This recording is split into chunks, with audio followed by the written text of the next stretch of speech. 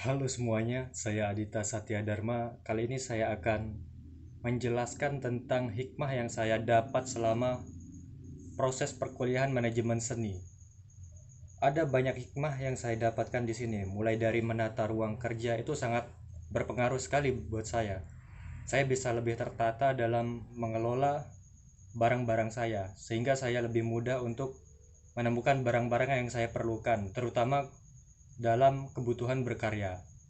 Sedangkan dari itu awalnya saya selalu berkarya di dalam ruangan yang sempit. Kemudian setelah saya tata ruangan itu, saya menjadi terdorong untuk menjaga ruangan itu tetap rapi dan bersih sehingga saya sering berkarya di luar ruangan.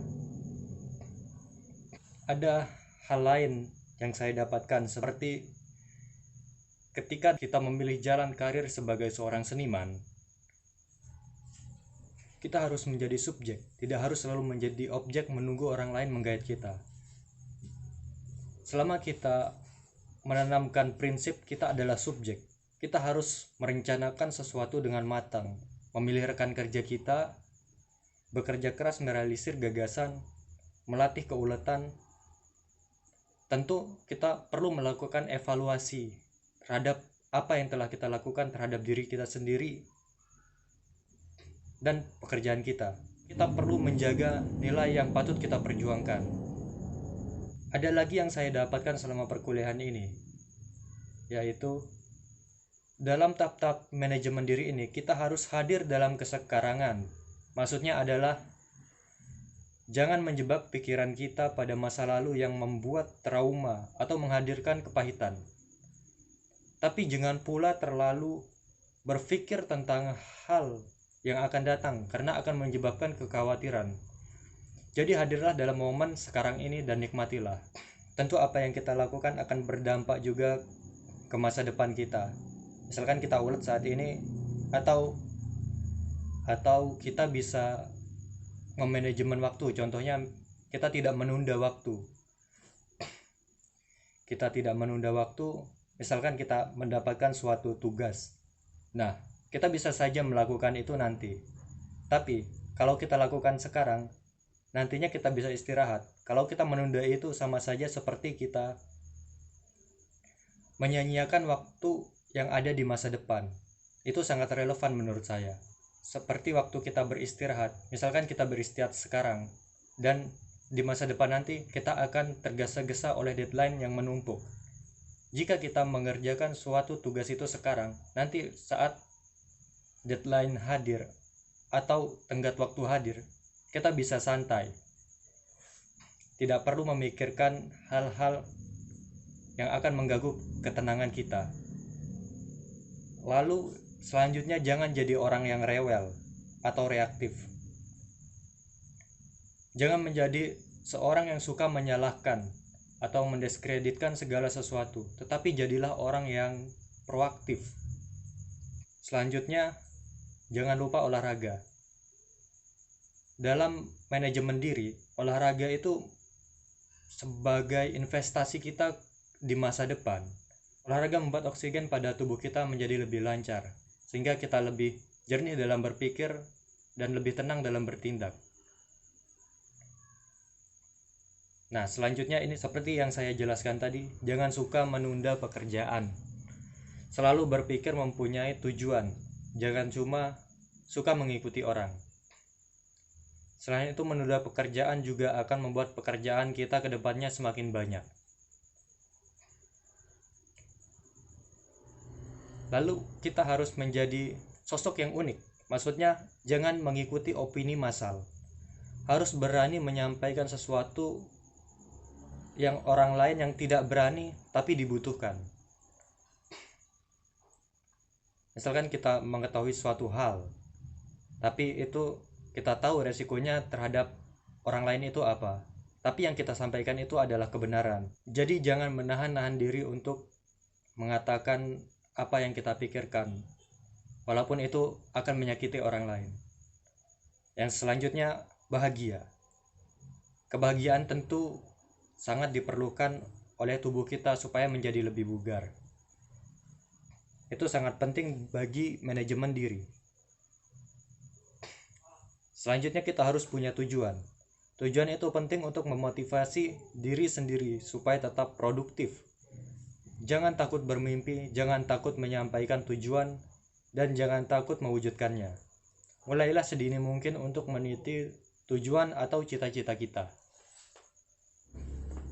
Dalam manajemen diri, tentu kita harus bisa mempromosikan diri kita, atau istilah lainnya, istilah sekarang itu branding diri.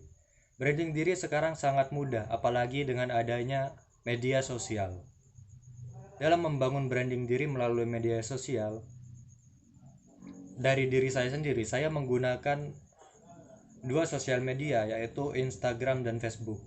Saya menggunakan dua platform ini karena begitu banyaknya pengguna di dunia.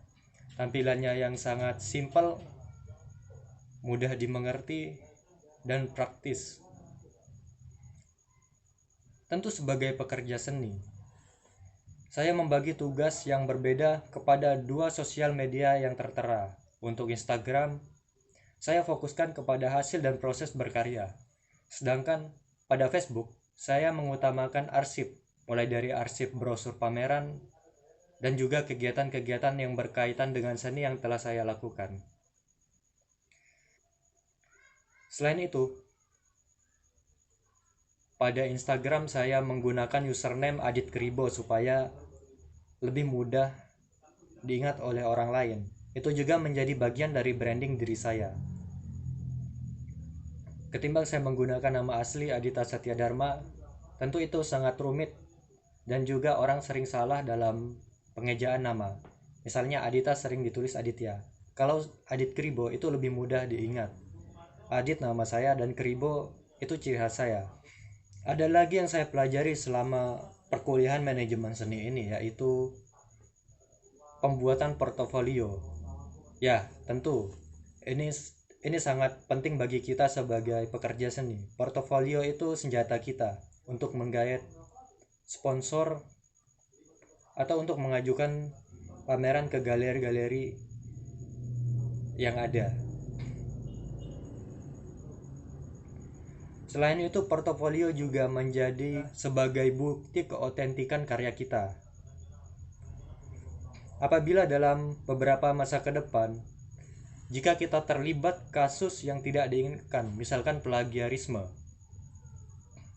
kita sudah mempunyai bukti, yaitu proses karya kita yang telah kita cantumkan dalam portofolio. Selain sebagai senjata kita, portofolio juga sebagai tempat pengarsipan kita, mulai dari karya, pameran, brosur-brosur kegiatan yang pernah kita lakukan, pekerjaan, atau bisa juga prestasi sesuai dengan bidang yang kita geluti. Lalu dalam manajemen diri, dalam membentuk proses karir berkesenian kita, ada dua faktor utama, yaitu faktor internal dan juga eksternal.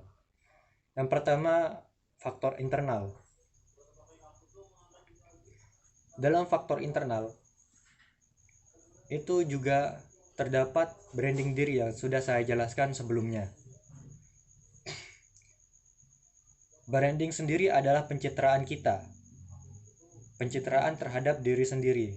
Kita harus mengokohkan merek, yaitu kita sendiri. Fungsinya adalah sebagai pertukaran. Jika kita mampu membrandingkan diri kita sebagai seorang seniman dan membuat sebuah karya, itu menjadi kekuatan kita. Kita bisa menukarkan keahlian dan juga pemikiran yang bisa kita tukar dalam bentuk ekonomi kepada orang lain. Dan langkah yang perlu kita perhatikan dalam membranding diri adalah kita harus profesional, yaitu tetap teguh dengan komitmen kita. Komitmen dan integritas adalah ciri profesionalitas. Selain branding diri, ada pengetahuan. Pengetahuan bisa kita dapatkan dari banyak hal. Bisa melalui membaca, menonton, ataupun mendengar orang lain. Kita harus fleksibel dalam mengambil informasi yang kita terima. kita harus menjadi kosong dan terbuka terhadap pemikiran-pemikiran baru, dan itu akan menambahkan pengetahuan kita. Pengetahuan itu penting sebagai argumentasi kita dalam berkarya. Lalu, selain pengetahuan, jaringan menjadi suatu hal yang penting dalam karir seni. Tentu kita tidak bisa berkarya mungkin kita bisa sendiri, tapi untuk memperluas jangkauan kita harus punya koneksi atau relasi yang cukup luas, baik itu koneksi sesama seniman, galeris, kolektor, kurator, ataupun orang-orang yang berada di lingkungan masyarakat atau biasa disebut orang awam. Dan biasanya di situ kita bisa menemukan ide-ide yang tentu tidak kita temukan dalam kesendirian. Tentu kesendirian juga menjadi aspek penting dalam seorang seniman, karena merenung itu adalah kunci untuk menemukan pengetahuan-pengetahuan baru. Tapi itu tidak selalu harus dilakukan dengan merenung. Jika kita terjun langsung ke masyarakat, kita datang dan kita mendengar apa yang menjadi persoalan mereka, itu kita sudah mendapatkan suatu konsep atau ide dalam karya kita. Eksploitasi terhadap masyarakat tentu bukan. Itu bukan semacam eksploitasi. Sebagai seorang seniman, kita itu harus bisa memindahkan apa yang ada di lingkungan dan juga di pikiran kita ke media-media yang bisa dilihat oleh orang lain. Selain itu, kita juga harus membayangkan audiens kita itu siapa. Fungsinya adalah kita mempertontonkan karya kita lebih terarah kepada siapa dan untuk siapa. Semakin ke depan, karya seni akan cenderung segmented, yaitu terarah dan semakin spesifik. Kita membuat karya, menentukan siapa yang kita tuju, siapa audien kita, dan apakah mereka terpengaruh dengan karya kita. Yang terakhir adalah etika dan perilaku. Etika atau perilaku. Nah, perilaku sendiri menunjukkan sikap kita yang otentik. Etika juga bisa menjadi timbal balik. Jika kita positif kepada orang lain akan positif kepada kita. Sedangkan jika kita negatif, orang lain akan negatif juga kepada kita. Jadi hati-hatilah dalam berperilaku. Selanjutnya, faktor eksternal. Ada 3 modal khusus yang perlu kita kuasai ketika kita memilih karir sebagai seorang seniman. Yang pertama, modal ekonomi. Yang kedua, modal sosial, dan juga modal budaya. Modal ekonomi merupakan suatu hal yang kita punya, bisa berupa berbagai macam aset berkaitan dengan ekonomi. Lalu modal sosial merupakan suatu kelebihan yang kita miliki pada aspek sosial dan bisa berupa jejaring kita. Selanjutnya adalah modal budaya. Contoh modal budaya sendiri adalah pendidikan atau kecerdasan yang kita punya. Ketiga modal yang saya sebut tadi selalu berkaitan satu sama lain dan membentuk simbiosis mutualisme atau saling menguntungkan. Jika kita hanya memiliki modal ekonomi, tetapi kita tidak memiliki modal sosial dan juga modal budaya, kita bisa menggait orang-orang yang memiliki modal sosial dan budaya. Tentu yang harus dimiliki untuk melakukan kerjasama adalah soft skill yang kita miliki berupa kemampuan bicara untuk mampu menjelaskan apa yang kita inginkan kepada orang lain. Suatu keterkaitan antara 3 modal ini bisa dijabarkan melalui tahap-tahap manajemen. Contoh, ketika kita ingin membuat suatu acara kesenian, tentu kita bisa menggunakan orang yang memiliki modal ekonomi sebagai investor, modal sosial sebagai memperluas jejaring atau melakukan promosi, serta modal budaya sebagai pemikir. Keterkaitan ini menjadi kunci karir kesenian kita ke depan. Tentu akan sangat sulit memiliki modal itu pada diri kita sendiri. Kerjasamalah yang akan membuat kelengkapan itu menjadi kekuatan dalam karir kita. Hal itu juga bisa pula diterapkan dalam suatu kolektif seni supaya perkembangannya lebih efektif, dan efisien tanpa perlu membuang waktu lama-lama. Hal lain yang saya dapatkan melalui perkuliahan ini yaitu tentang bagaimana kita menyikapi kritikan. Kritik itu sangat dibutuhkan untuk kelangsungan dan perkembangan, baik itu dari seniman, kritikus, maupun audiens. Kritik seni dapat diartikan mempelajari kekurangan dan kelebihan dari suatu karya seni dengan memberikan alasan berdasarkan berbagai analisa dan pengkajian. Kelebihan dan kekurangan itu digunakan dalam berbagai macam hal, terutama sebagai bahan untuk mengetahui kualitas dari sebuah karya. Kritik seni merespon, menafsirkan makna, dan membuat penilaian kritis tentang karya seni tertentu. Kritik seni membantu audien untuk memahami, menafsirkan, dan menilai karya seni. Kritik seni memiliki fungsi yang sangat strategis dalam dunia seni rupa. Fungsi kritik seni yang pertama dan utama ialah menjembatani persepsi atau apresiasi artistik dan estetik karya seni rupa antara pencipta, seniman, karya, dan penikmat seni. Komunikasi antar karya yang disajikan kepada penikmat publik seni membutuhkan interaksi timbal balik dan interpretasi keduanya. Secara sederhana, fungsi kritik kepada seniman ialah untuk perkembangan karya seniman. Kritik membuat seniman berpikir dan merenung, lalu berargumen tentang karyanya. Sedangkan bagi kritikus, berfungsi sebagai mempertajam kemampuan analisa yang dimiliki. Sedangkan fungsi untuk audien ialah sebagai pemahaman tentang mana karya yang bisa dikatakan baik. Kritik biasanya berupa gaya bahasa lisan maupun tulisan yang berupaya mengupas, menganalisa, serta menciptakan sudut interpretasi karya seni. Diharapkan memudahkan bagi seniman dan penikmat untuk berkomunikasi melalui karya seni. Hal itulah yang saya dapatkan selama perkuliahan manajemen seni. Dan yang spesifik mempengaruhi kehidupan berkesenian saya, yang pertama tadi penerapan 5S, tentu itu sangat berpengaruh banyak dalam penataan ruang, dalam kerapian, sehingga saya lebih mudah dan tidak membuang waktu untuk melakukan proses berkesenian. Lalu dalam branding diri sendiri, saya sudah mulai menerapkan itu sebelum perkuliahan manajemen seni saya ambil, tapi hanya sebatas hal-hal yang mengambang, istilahnya yang mudah diterapkan, seperti branding diri melalui media sosial, dan itu sudah saya lakukan dari sedia kala. Tentu setelah saya mengetahui hal ini, banyak hal yang perlu saya perbaiki ke depannya dalam branding diri.